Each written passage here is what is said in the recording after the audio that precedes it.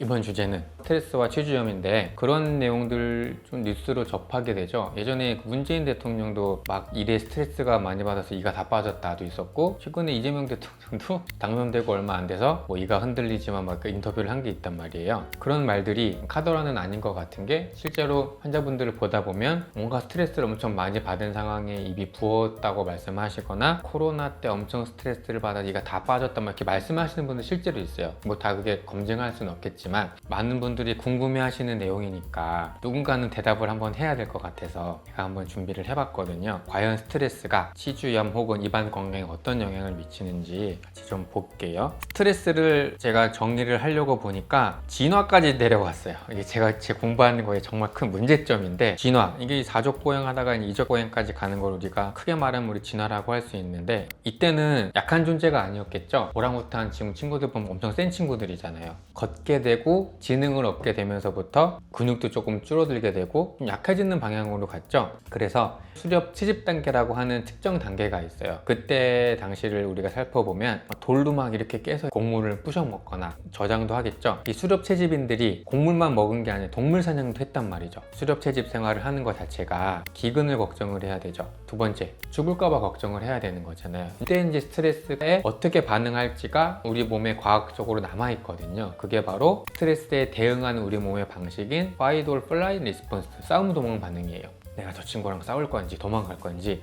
모두 다 이제 교감신경이 작용을 하는데, 동공이 풀린다든지 입이 건조해진다든지 털이 빳빳하게 쓴다든지 소화가 안 되든지 다 어때요? 뭔가 살아가는데 이 기민하게 반응해야 되는 것들 위주로 반응이 생기잖아요. 이게 스트레스에 대응하는 우리 몸의 기본적인 방식입니다. 그래서 스트레스에 반응을 했을 때 싸움 도망 반응을 일으키는 게 신경해부학적으로 어떤 축을 따라서 신경 전달 물질이 분비가 되고 그런 건데, 이거 우리가 눈여겨봐야 될 거는 뭐냐면, 스트레스를 받았을 때 활성화되는 그런 신경 활성화 축에 염증 반응이 있다는 거예요. 그러니까 이 채집 수렵 단계에서는 이거 별로 안 중요했겠죠. 왜냐면 살아남았어. 얼마 못 살았을 거 아니에요, 옛날에는. 그런데 현대에 와서는 싸움 도망 반응이라는 진화적인 산물은 남아있는데, 오래 살다 보니까 염증이 축적되니까 어떻게 되겠어요? 우리 몸에 문제가 나타나기 시작하겠죠. 대표적인 게 혈관 문제. 혈관 내피세포와 관련되면 무조건 안 좋은 방향으로 말씀을 드렸고, 우리 몸에서 염증이랑 또 관련된 게 입안이죠. 치주염. 싸움 도망 반응이 일어나게 되면 우리 몸에서 어떻게 반응을 하냐, 이 아세틸콜린이라고 하는 이 신경전달 물질 때문에 막 이렇게 해가지고 혈관 내피세포가 이제 반응을 하게 되죠. 그렇게 되면 NO라고 하는 나트륨 옥사이드라는 이 신경전달 물질이 분비가 되는데, 그렇게 되면 혈관 내피세포가 증식을 하게 돼요. 동맥경화인 거죠. 혈관이 좁아지는 거. 또 하나는 이 혈관 내피세포랑 또 관련되는 것들 중에 하나가 뭐냐면, 아까 말씀드렸던 게 스트레스를 받았을 때 신호전달 경로가 활성화가 돼서 NO가스가 만들어지고, 이게 이제 내피세포에 통해서 안 좋게 간다고 말씀드렸잖아요. 그런데 이 NO가 신경전달 물질이 세포 사멸하고도 관련이 있어요. 그러니까 내가 스트레스를 받아서 안성적으로 혈관 내피세포 증식에도 관여를 하지만 세포 수준으로 내려가면 내 세포는 죽는 거죠, 스트레스 때문에.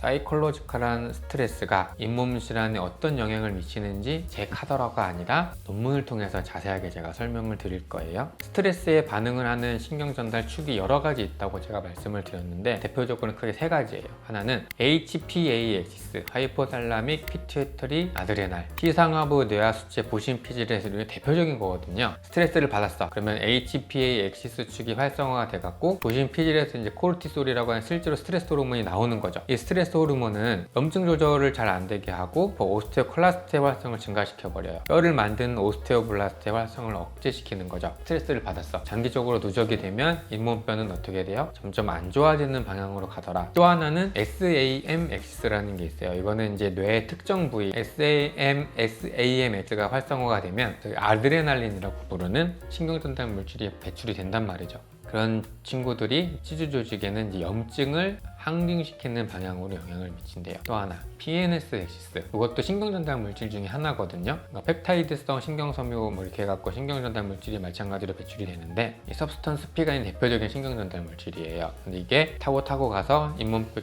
조직에 가게 되면 파골세포를 활성화를 시켜서 치조골 흡수를 촉진시킨대요. 그러니까 스트레스를 받았을 때 여러 가지 활성화되는 축이 3개나 있지만 치주 조직에 좋은 영향을 끼치는 건 하나도 없죠. 염증 자체를 높게 하든지 파골세포를 활성화시켜서 뼈를 파괴버리든지, 안 좋은 거죠. 심리적 스트레스 관리가 치료질환 예방과 치료 결과 향상에 중요한 조절 요소가 된다. 그러니까 이런 말들을 논문의 저자들이 디스커션 부분에 써놓는 이유가 단순히 치료가 중요하다 이게 아니에요. 환자분들이 치과에 와서 잇몸 치료를 받았는데 잇몸 치료를 몇 번에 나눠서 받는 것 자체가 지금 있는 염증과 치석을 제거하는 데 도움을 주지만 내적인 요소, 이 환자가 평소에 갖고 있는 심리적 스트레스를 치과 의사가 약간 무시를 하고 간과하게 된다면 치료 결과에 안 좋은 영향을 미칠 수 있다 이런 말인 거죠.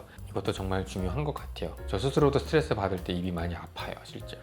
스트레스가 심할 때 우리 몸에서 생길 수 있는 치주염을 크게 나누자면 괴사성, 궤양성, 치은염. 치은염이는 한데 면역세포가 잇몸을 파고들어서 궤양을 만들어내는 치은염이 엄청 아프거든요. 이런 것도 있고, 그 다음에 치은염이면 다행인 거죠. 잇몸에 살에만 염증이 있으니까. 그런데 이게 심해지게 되면 괴사성, 궤양성, 치주염, 뼈까지 파괴해가는 상황인 거죠. 이 단계에서 오면 대부분 스케일링이나 구강위생 교육만으로는 끝나게 되지만 물론 잇몸 치료도 할 수도 있어요. 여기 되면 어떻게 되겠어요? 거의 다 발치료 가죠. 물론 몇몇 치아들은 잇몸 치료를 해서 살렸을 수도 있겠지만 스트레스 관리를 잘하는 것도 중요한 요소가 됩니다. 그 다음에 스트레스랑 관련돼서 또 하나 주목해서 봐야 될 거는 아프타성 궤양이에요. 우리 보통 아프타라고 하는데 저는 이거 진짜 달고 살거든요. 몸이 많이 피곤하거나 스트레스가 많았을 때는 일단 구강 건조부터 와요, 저는. 그럼 전조 증상이라고 저는 생각을 하고 한 이틀 정도 지나면 혀나 입술이나 잇몸에 이렇게 궤양이 잡혀요. 어떻게 해야 되죠? 날보칠을 바르고 춤을 추죠. 으악 하면서. 날보칠이 통증은 조금 일으키지만 아프타성 궤양에 다른 치료에는 꽤나 도움이 되고, 또 이제 여담으로 말씀드리지만 이거 아프타성 궤양 이거 제가 유튜브 영상에도 올렸어요. 작은 데서는 아프타 치료하는데 알보칠이 도움이 되지만 너무 큰 데다가 알보칠 칠해버리면 화상 입을 수도 있다 하거든요. 아프타성 궤양이 발생이 됐을 때 치료를 빨리 일으키는 데 도움을 주지는 않지만 통증을 유의미하게 감소시키는 방법이 있다고 제가 설명드렸죠. 미노클린이라고 하는 항생제를 여기다가 발라버리면 통증을 유의미하게 감소시킬 수 있어서 저희 치과에는 아프타성 궤양 치료의 프로토콜에 포함시키고 있다까지도 설명을 드렸습니다. 이거 혀에 생기면 진짜 아프거든요. 그 치아에 닿는 면까지 씹혀버리기 때문에. 이렇게 아프타가 자주 오시는 분들은 저랑 비슷한 생각을 아마 하실 거예요. 아, 우리 몸에서 안 소중한 부분이 하나도 없구나. 입술, 잇몸, 혀 어디든 생겨도 무슨 한 번은 닿거든요. 너무 아파요.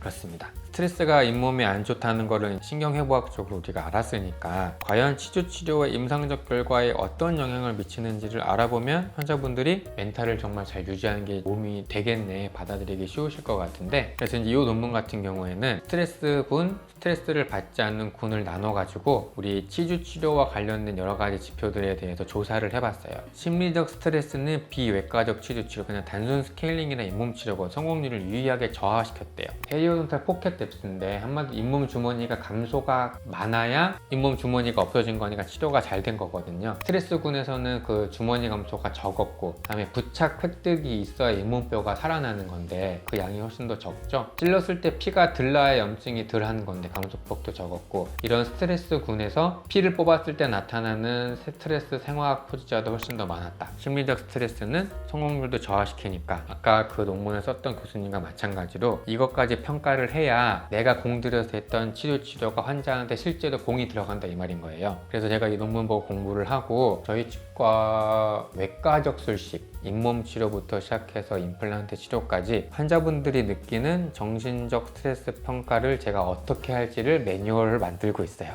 또 잠을 못 자고 있죠. 그래서 이거를 제가 평가를 해서 환자분 지금 치료는 잘 받고 계시지만 이렇게 유지가 되면 치료 효과가 떨어질 테니까 관리를 잘 받으셔야 될 것 같다고 또 한 번 말씀드리려고 하고 있고, 그래서 이번 영상 주제가 저 개인적으로 또 한 번 성장하는 데 도움이 많이 됐어요. 정신노동이라고도 표현을 하고 감정노동이라도 표현을 하는데, 직업과 관련된 스트레스에 따라서도 과연 얼마나 입에 안 좋은가 또 평가한 논문이 있더라고요. 그러면 서비스직군이 점점 많아지고도 있고, 그래서 오큐페이셔널 스트레스가 치주염에 어떤 영향을 미치는지 이것도 되게 재밌게 봤어요. 직장인들을 대상으로 잇몸도 건강하고 본인들이 말하기에 스트레스가 없다 평가한 집단과 치주염이 있고 스트레스가 없는 군과 치주염도 있고 직업적인 스트레스를 있는 사람들을 대상으로 해갖고 논문을 좀 써본 거죠. 통계학적으로 돌려봤더니 이 랑클이라는 게 뭐냐면 요게 있으면 이제 뼈를 파괴한다고 생각하시면 되거든요. 파골세포를 활성화를 시키는데 임상 지표들, 찔렀을 때 피가 난다는 거, 부착 획득, 다음에 뭐 여러 가지 요소들이 치주염은 있는데 스트레스가 없는 그룹, 치주염도 있고 스트레스가 있는 그룹 다 비교를 해봤더니 스트레스군, 비스트레스군, 대조군 순으로 임상 지표도 다 안 좋고 뼈를 파괴하는 생화학적 수치조차도 높다 이거예요. 모든 항목에다 통계학적으로 유의하게 나왔어요. 믿을만한 거죠. 특히 이제 이 랑클이라고 부르는 이 생화학적 표지자도 통계학적으로 유의하게 나온 게 되게 중요한 게 골다공증과 관련된 약을 공부하게 되면 이 랑클과 랑클 리간드 뭐 리셉터 많이 공부를 하게 되는데 이 랑클이라고 부르는 이 신호전달 물질이 뼈 파괴세포를 활성화시켜요. 직업적으로 스트레스가 있던 사람들은 임상적으로 치주가 굉장히 안 좋아지고 있는 게 티가 나는데 뼈를 파괴시키는 신호전달 물질이 유의하게 높더라.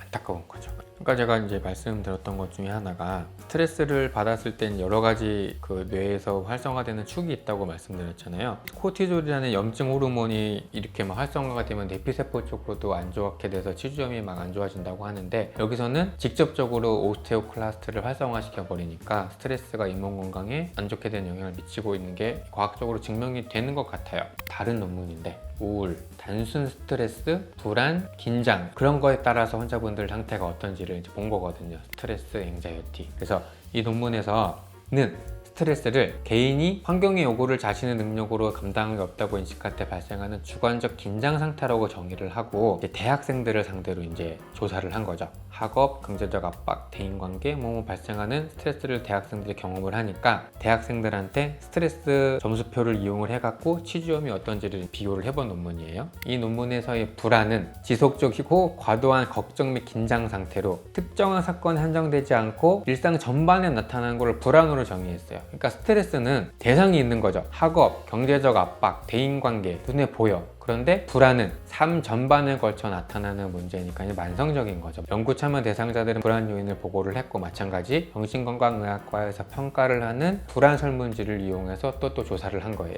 그렇게 봤더니 스트레스라고 하는 것보다 앵자이어티, 불안 수준이 높을수록 노우 마일드 모델의 시비어로 갈수록 치주염 유병률이 급격하게 증가해요. 이게 좀 특이한 거죠. 전문가가 아닌 사람 입장에서 볼 때는 그냥 일반 스트레스와 불안이 어떻게 보면 비슷할 수 있잖아요. 뭔가 불안하니까 스트레스를 받을 수 있어. 그런데 우리가 눈에 보인다고 평가될 수 있는 스트레스와 눈에 보이지 않는 뭔가 불안적인 거로 평가를 했을 때 그냥 단순 스트레스보다 앵자이어티, 불안 자체가 치주염의 유병률을 급격하게 높이고 있는 거예요. 그래서 이거를 또 통계적으로 막 해보면 불안 수준이 높을수록 치주염이 오드 레이쇼가 8배, 11배, 46배 이렇게 가거든요. 그러니까 내가 받는 단순 스트레스보다는 앞을 보이지 않는 방구석에 움츠리고 있는 듯한 그런 스트레스가 잇몸 건강에 더 안 좋은 영향을 미치고 있다는 거죠. 그래서 정리를 해봤는데 그냥 우리가 알고 있는 단순 스트레스는 약간 외적인 거, 불안은 내적인 거죠. 근데 이 스트레스는 제가 또 찾아보니까 HPA 엑시스를 활성화시켜요. 이건 뭐였어요? 코르티솔이었죠. 내적인 거. 우리 불안은 교감신경 자체를 활성화시키고 염증 반응을 촉진시키는 거죠. 완전히 달라요, 경로가. 이 단순 스트레스는 치주염과 연관은 있었지만 뭐뭐뭐 처리를 하면은 통계적으로 유의하진 않았다고 하는데 이 불안은 치주염이 정도가 증가할수록 8배, 11배, 46배 높아졌다. 불안하지 않았으면 좋겠어요.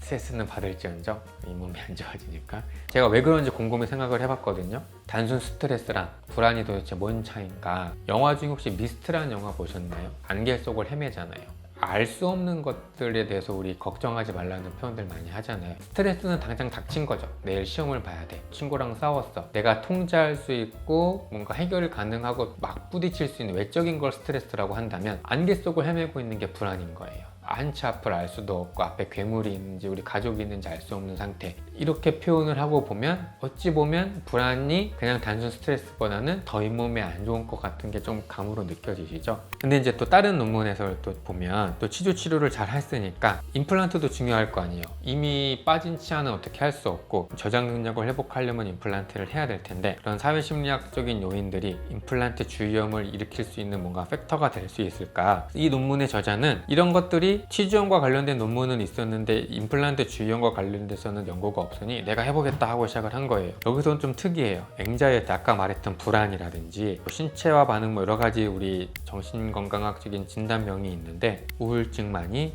임플란트 주위염과 통계학적으로 유의하고 스모킹도 어느 정도 관련이 있다고 해요. 방금 전에서 봤던 논문에서는 단순 스트레스보다는 불안이 더 기여한 요소였는데 임플란트 주위염이라고 주제를 조금 바꿔봐서 조문을 해봤지만 불안보다는 뭐예요? 우울이 임플란트 주위염을 더 악화시키는 요인이 되는 거죠. 활성화시키는 뭔가 경로도 다르기는 한데 우리 한번 생각을 해보면 좋을 것 같아요. 단순 스트레스, 불안, 우울 어떤 게 더 앞이 안 보이고 답답한 상황인 거죠. 이쪽으로 갈수록 그런 거죠. 어떻게 보면 당연한 결과인데 과학자들이 잘 정리를 해보니까 눈앞에 보이는 것보다 안 보이는 정말 구석에 숨고 싶은 마음이 들수록 잇몸병이든 임플란트든 안 좋아지는 것 같아요. 요약의 시간이 왔습니다. 스트레스는 치주 건강에 좋지 않은 영향을 미치는 건 확실해요. 그냥 카더라가 아니에요. 대통령이 이가 빠졌다더라 뻥이 아니고 그럴 수 있다는 거죠. 스트레스의 범위를 조금 넓혀 보았을 때 그냥 스트레스보다 불안, 우울로 갈수록 치주염 및 임플란트에 취약한 것 같고 잇몸 치료가 됐든 임플란트 치료가 됐든 마음의 병을 한 번쯤 돌아보는 것도 좋은 결과를 내는데 도움을 주지 않을까 하는 게 이번 영상의 주제입니다. 스트레스가 고혈압이 됐든 당뇨가 됐든 마흔 병의 근원이 라고 하잖아요. 잇몸병도 마찬가지로 작용을 하고 있는 것 같아서 저는 어떻게 스트레스를 잘 다스리는지 저 스스로는 잘 모르겠어요. 저는 그냥 쭉 자는 것 같은데 스트레스 좋지 않으니까 스트레스 관리도 잘 하시고 잇몸 치료를 받으셨거나 임플란트 치료를 받으셨다면 더더욱 더 신경을 써야 되는 요소임에는 분명한 것 같습니다. 감사합니다.